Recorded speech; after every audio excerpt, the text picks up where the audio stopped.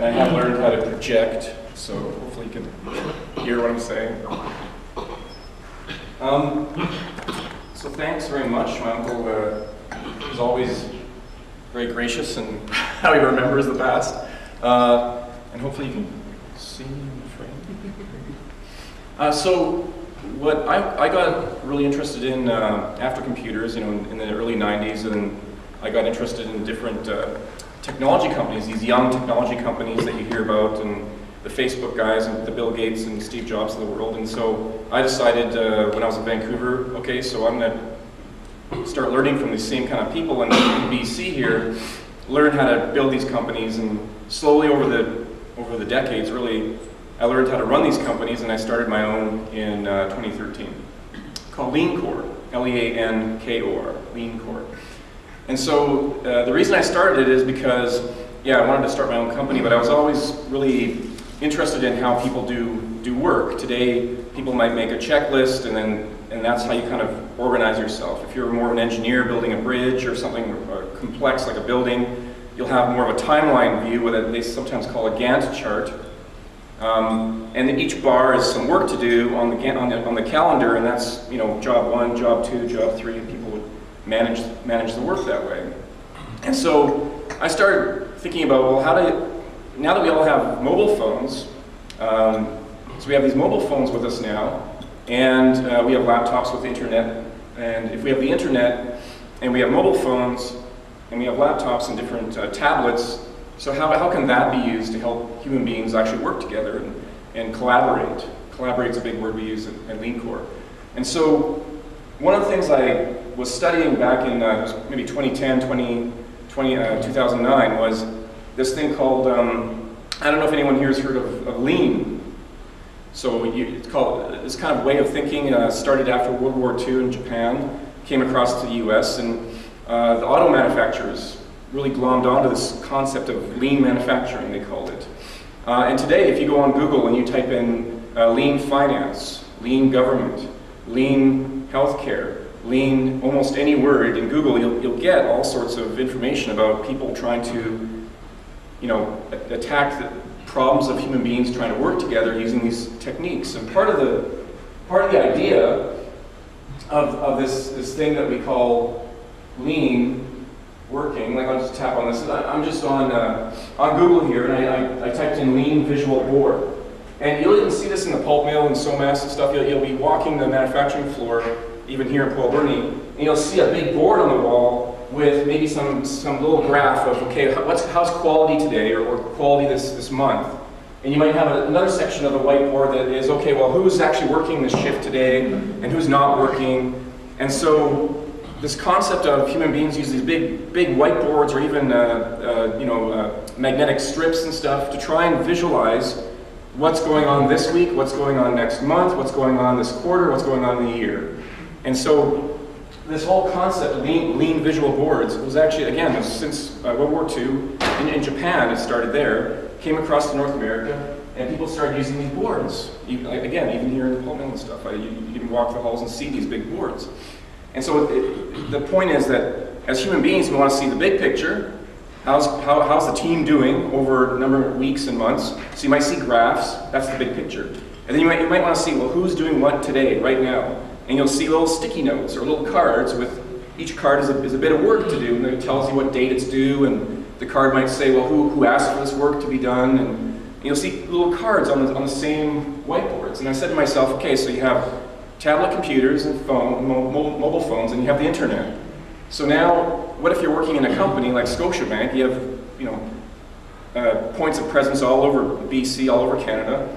Well, what if the team is actually in different cities and different time zones across Canada, but it's the same, they're working in the same group, the same team. Maybe they're all finance people, or they're all HR people, they're all lawyers. So they're part of a team, but you just happen not to be in the same room. So you can't walk up and look at a board like that on a wall because you're in different cities. But you need a wall, a board, to actually see how the team's doing, even though you're not in the same city. Because you have the internet, you have laptops, and you have these computers. So the idea of my company, LeanCor, was that, and this is Lean Core, you log in over the internet, and I know it's kind of hard to read, so maybe I'll just point at this and kind of point some things up. So in Lean Core, you have the side navigation here, and so the idea is that you can have different departments. If I wanted to walk into the legal department and look at their board of what they're doing, and I had asked the legal department to work on a contract 2 weeks ago. I wonder how they're doing, right? And in the old days, meaning 20 years ago, they would have an actual physical whiteboard with sticky notes or whatever, and you could walk in there and see what's going on. But of course, again, in my scenario here, you're all over Canada. You're in different cities, and so you just log in on the internet. And you might be able to see the marketing department here as an example, and you can tap on the marketing department and go and take a look at what's going on in the marketing department. And so, let me just give you a quick example. So I'm going to go into the marketing department, and here I went into a specific team, and I might open up a project board of theirs right here. So on the side there, it just kind of organizes all the different, if you want to call it a room, rooms you can go into. And here's kind of a 21st century version of what you saw before. I can have the team's goals down here as maybe some text. I just type in the team's goals for the quarter or for the next few months. And these cards here, it's kind of hard to see on the projector, but there's actually vertical lines here. So the idea is that you have your backlog of work. So people all over Canada can give you a work item, or they can request some work to be done, and it looks like a sticky note card with some color coding on it. And on the top left, it might even be telling you what that color means. This is a marketing work item, this is a project management work item, this might be some patents for some lawyers to work on. So each card becomes a bit of work, and the owner's face is on there. You can see the different faces there, so you can quickly tell, oh, okay, so Jane Doe, she owns this one, and now I know who to talk to move this along. And you might want to actually talk to the person, like this one here. I just tap on this little discussion icon, and now you can see there's Andy Ebern here is asking, I need an update for the patent planning process. It's due today. And so Amellio and Andy are both following this discussion. And so Andy was actually on a train in Europe, and he actually typed it in his phone. And so it ends up on the card, and I can actually type back to him. So I'm in the office here in Port Alberni, and I say, it'll be done tomorrow. And I hit share, and then a little ding goes off on his phone, and then he's in Europe, and he goes, oh, okay, thank you. Okay, so the idea again is that just like back in the 1940s and 50s when they invented this lean visual board where little sticky notes move across, and I have a touch screen here, and it's kind of hard to tell, but I can actually, with my finger, hold it down and move it over. So, and I just moved a card from one stage, so maybe it's in progress here. Now it's ready to be reviewed by the vice president, and I just moved it with my finger. I have a touch screen here, I moved it with my finger. So again, this goes back to like psychology, where they say, okay, well, if a person sees their face on a card, they feel like, okay, I own this work, I need to get this done. And the fact you give them the ability to move with their finger, also psychology, I have ownership on this, I am moving it, I am saying to the team, no more peer pressure, I'm working on this, I'm moving into the next stage of approval. And if people are wondering why it's not approved, and they can go and look at the board, oh, well, it's stuck in approval, I guess the VP is on vacation or whatever, and that's why. So you don't have to be emailing each other with 3,000 emails all over your company, asking what's going on. I asked you to do this, what's going on? I asked you to do that. You just go to one place for, like I said, maybe the legal team has a board, marketing might have a board, the sales guys might have a board. You just go and look at the board, but it's on the web, so you can be anywhere in the world and look at some department's information. And so, over time, our customers were asking, well, I can see the stage of the work, in progress, waiting for the VP approval, done, and I can see the percent complete, this little, I call these little Harvey balls, little percent complete, so I can tap on something and say, well, I'm not really a quarter done, I've been working on this for a while, so I think it's half done now. So I just make, and boom, it updates the little Harvey ball there, a little half moon symbol.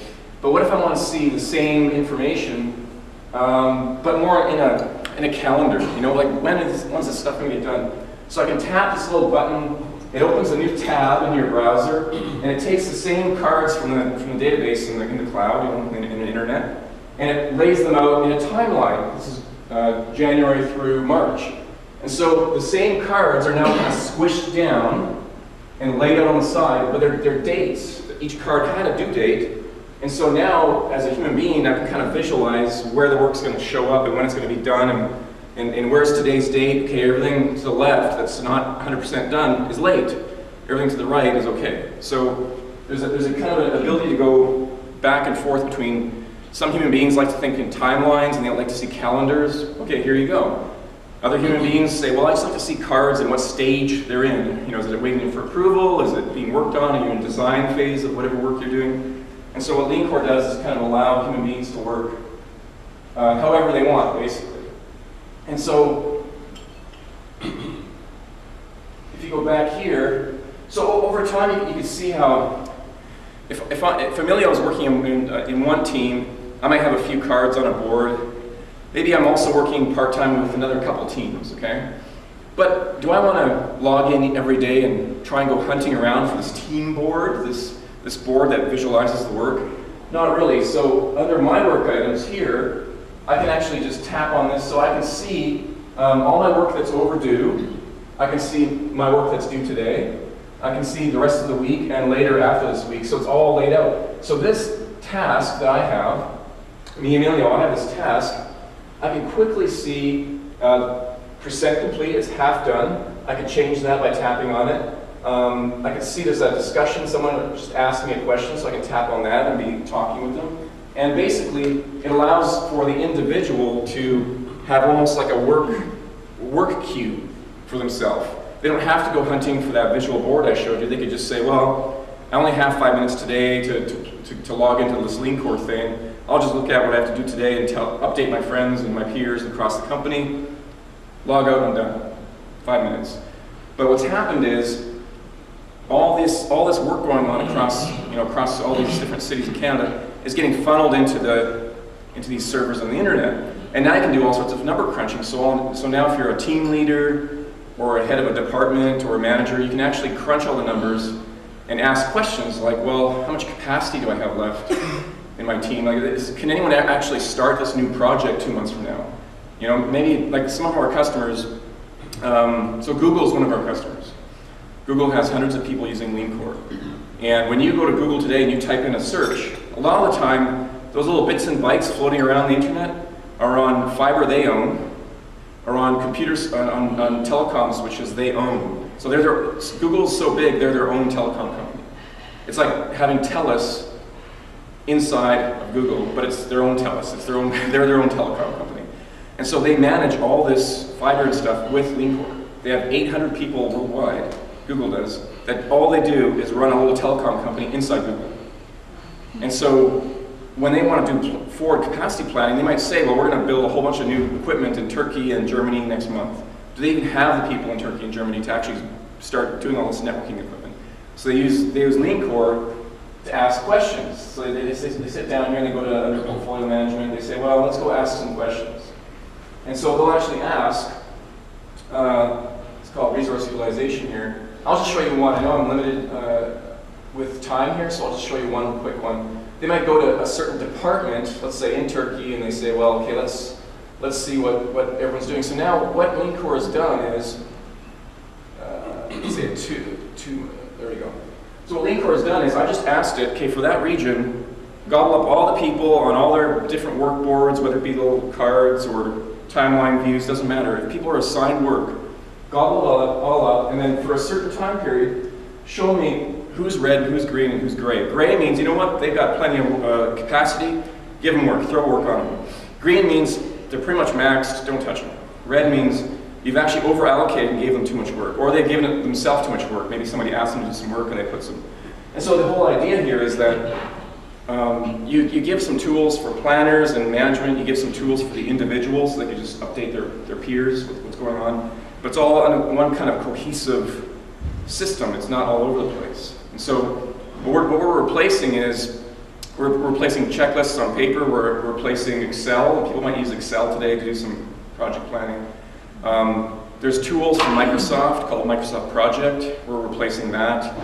And there's 100 or 200 other competitive products that are just little different ways of doing things. but nothing really is out there that actually cohesively kind of brings everything together into one internet system, and that can also work with your mobile phone. So that's what Lean Core is trying to do, is trying to give one holistic system for work management. So I wanted to, I'll kind of pause there and see if there's any questions, because really, I know I've kind of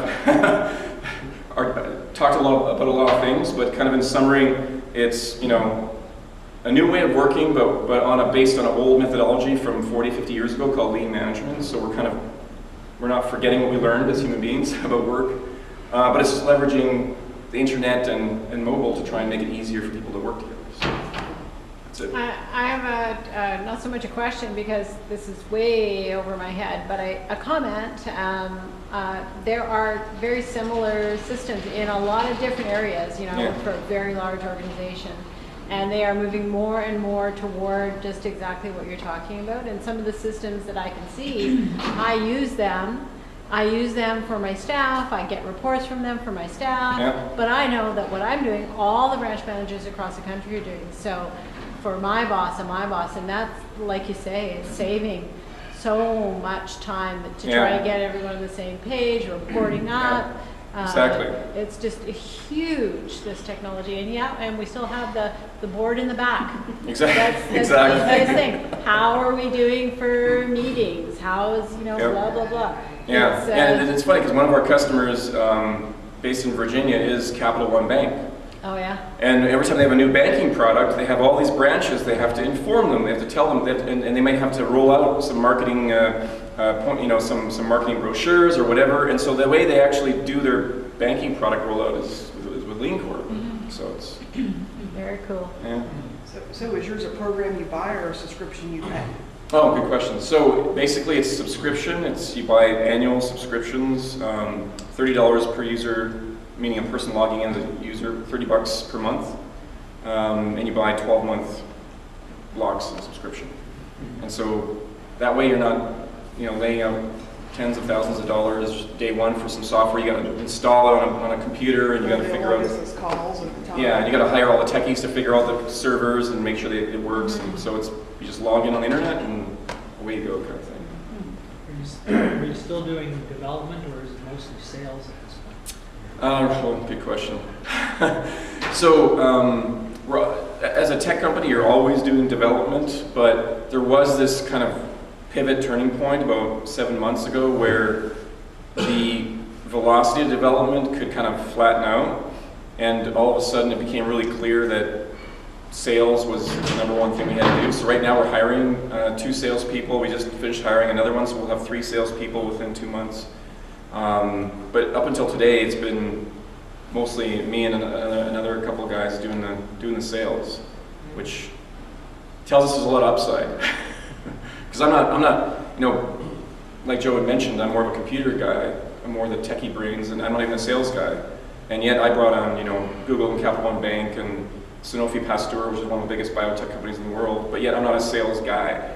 And so I'm hoping to, when I do hire actual professional salespeople, that they'll be able to really ramp up. But yeah, it's a good question.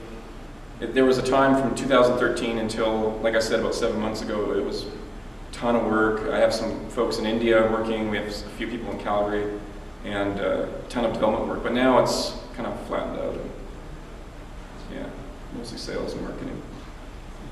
Just a comment, if anyone is interested in computers, there's a movie called The Imitation Game. It's got Benjamin Cumberbatch in it, and it talks about the first computer that he built, and it was just post-World War II, the English were trying to break the German code.